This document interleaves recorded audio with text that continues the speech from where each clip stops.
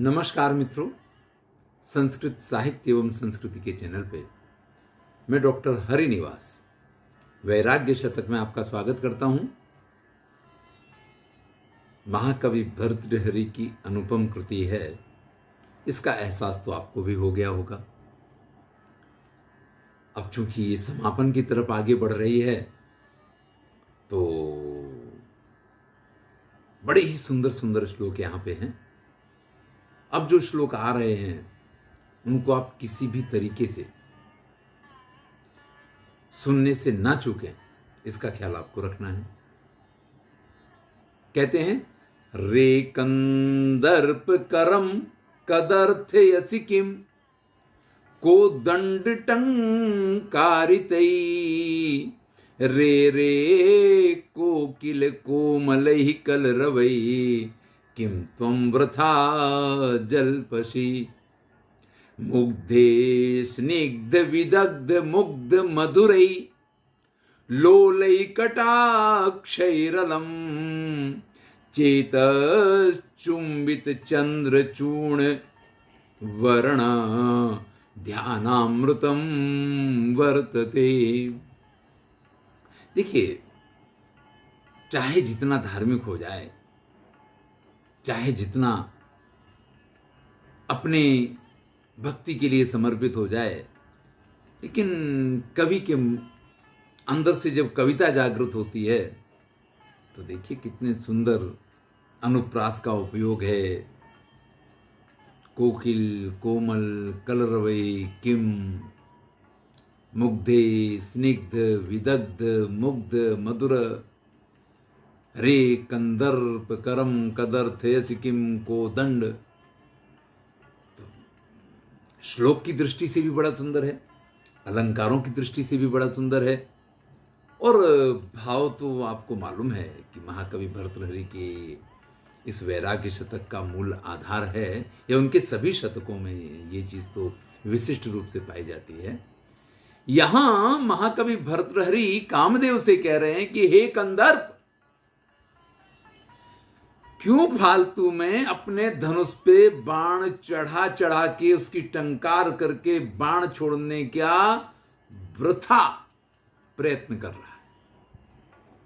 यानी तुम्हारे छोड़े हुए बाणों से तुम्हारे हाथों को तुम जो पीड़ा पहुंचा रहे हो वो व्यर्थ है। अब तुम्हारे छोड़े हुए बाण मेरे ऊपर कोई काम नहीं करेंगे। तो धनुष की टंकार करना, धनुष से बाणों का प्रहार करना बेकार है। हे कामदेव, अब ये मेहनत आपकी वृथा है, व्यर्थ है। अरे ओ कोयल, तू भी मेरे मन को व्यग्र करने के लिए पहले जब अपनी कूक सुनाती थी तो मन व्याकुल हो जाया करता था, लेकिन अब तेरा कलरव भी बिल्कुल बेकार। तू फालतू में चिल्ला रही है, तेरा चिल्लाना कोयल की कूक अब मेरे मन पे असर नहीं करती है। हे मुग्धा, हे सुंदरी, अपने स्नेहपूर्ण ये कजरारे तिरछे और ये सुंदर जो नयन है ना, इन कटाक्षों का प्रयोग बंद कर दो। अब इनसे कुछ नहीं होने वाला। ये जब व्यक्ति को ईश्वर की भक्ति पे विश्वास हो जाए और उसका अपना आत्मविश्वास इतना जागृत हो जाए, तभी वो कह सकता है कि कामदेव, तुम्हारे चलाए बाण अब व्यर्थ हैं। हे वसंत, हे कोयल, तुम्हारा वातावरण को श्रेष्ठ बनाना अब बेकार है।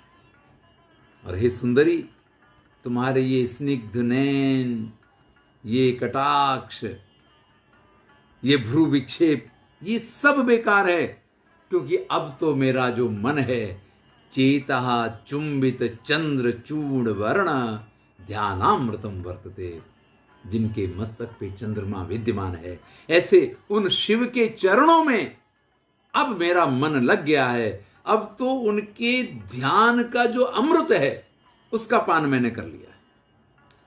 देखिए, इस संसार के सारे सुख जितने प्रकार के सुख हैं वो सारे सुख वृथा नजर आते हैं जब हमें उस परम आनंद की प्राप्ति होती है। इसीलिए उस आनंद को परमानंद कहा गया है। और बाकी सारे आनंद तो आनंद ही है, चाहे वो कामानंद हो, चाहे वो विषयानंद हो, ये सारे आनंद हैं, लेकिन वो परमानंद है।